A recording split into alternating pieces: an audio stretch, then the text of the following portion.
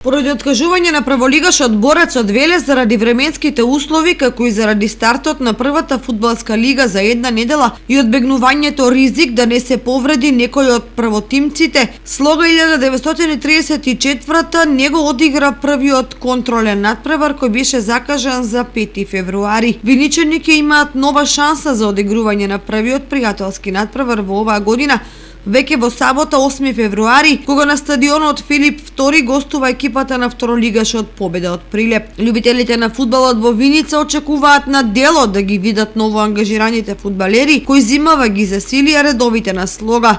За навивачите на виничкиот третолигаш исто така е значајно како тие се вклопиле во тимот кој есеноска жареше и палеше во проширената трета лига. И дали со нив екипата има потенцијал за повисок ранг на надпреварување.